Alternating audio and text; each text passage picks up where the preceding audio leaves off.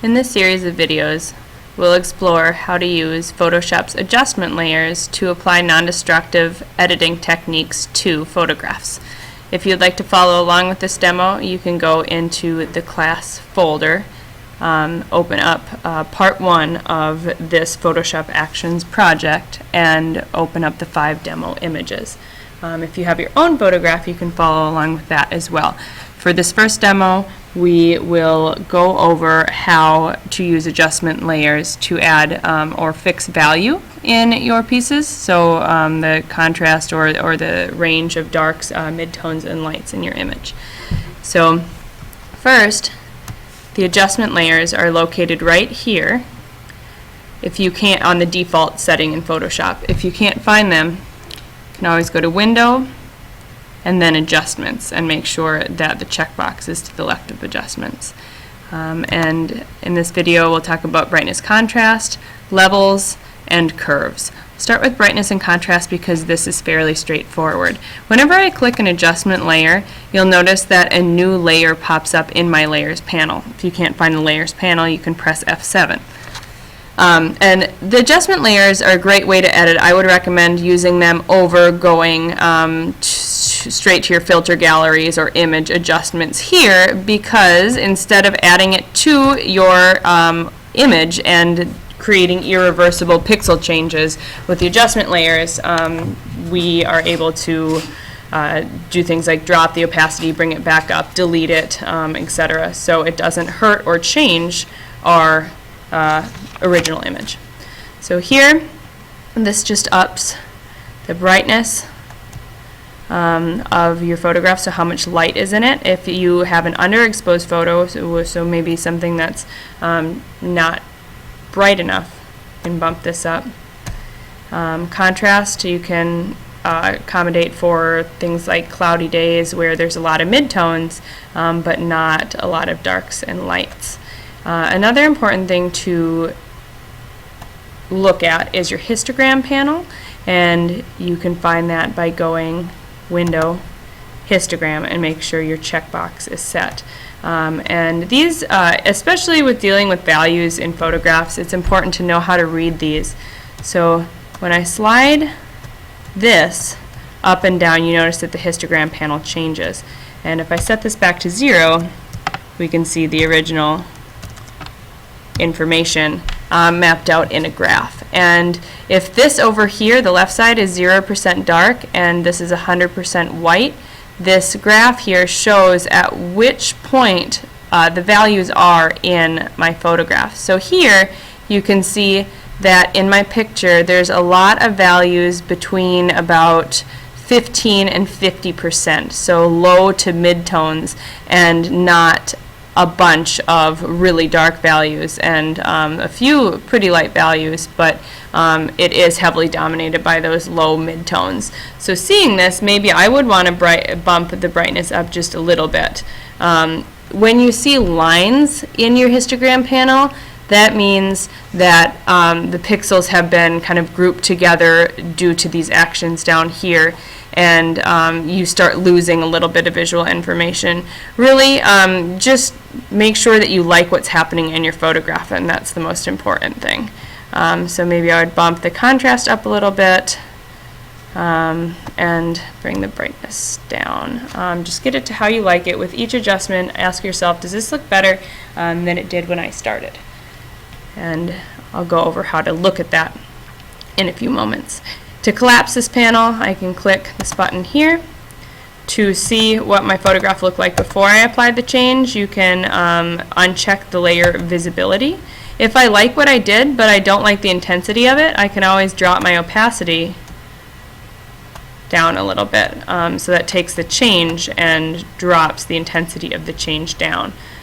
So let's see here. Maybe I like it down a little bit lower. There we go. The next one that I'll go over is levels. If I click that, you will see your histogram panel. So it's just this down here. And the levels let me manipulate how much darks, midtones, and lights are in my piece. This slider bar right here shows the contrast. So if I wanted to get rid of some of the dark values, I could push that black lever up to the right, and then that kind of lessens the contrast of my photograph. Subsequently, if I didn't like all the dark values, or light values rather, I could move that toggle down to the left. With the histogram, I can move these three stoppers to bump up or bump down my darks, my midtones, and my lights. So I have a little bit more control than I did in brightness and contrast. There's also presets here, so if you want to scroll through these and see what Photoshop has for you for presets, you might like some of those. Or you can go off one and then edit it a little bit. So start with a preset and then add your own touches to it. It's up to you. So that's a little bit about levels. Again, this is on a separate layer than my brightness and contrast. I can see what it looked like before. If I click and drag down on the eyeballs, I can see what my piece looked like from the beginning. I can also mess with the opacity of this as well. Okay. The last thing I'll talk about in this video is the curves layer. So if I press, or the curves adjustment layer here, I can drag this over, and we see the same histogram, these three adjustments dealing with values, all use the histogram. And what I can do is click and pull or drag to create an anchor point to change the slope of this line. A lot of times you'll see photographers use a subtle S-curve. It totally depends on what you've already done to the photograph and how you shot the photograph.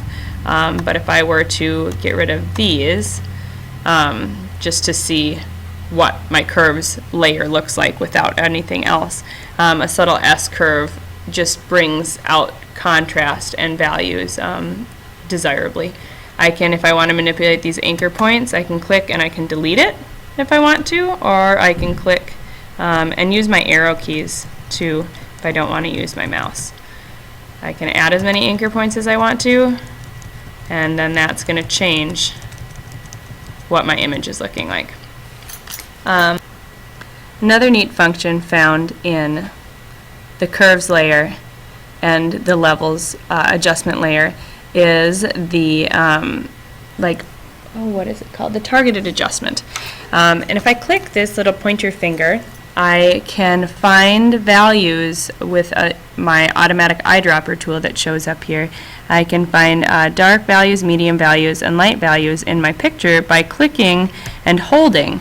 And then when I click and hold, the same icon pops up as is on the options menu. And if I just move my mouse upwards or move my mouse downwards, the curve changes.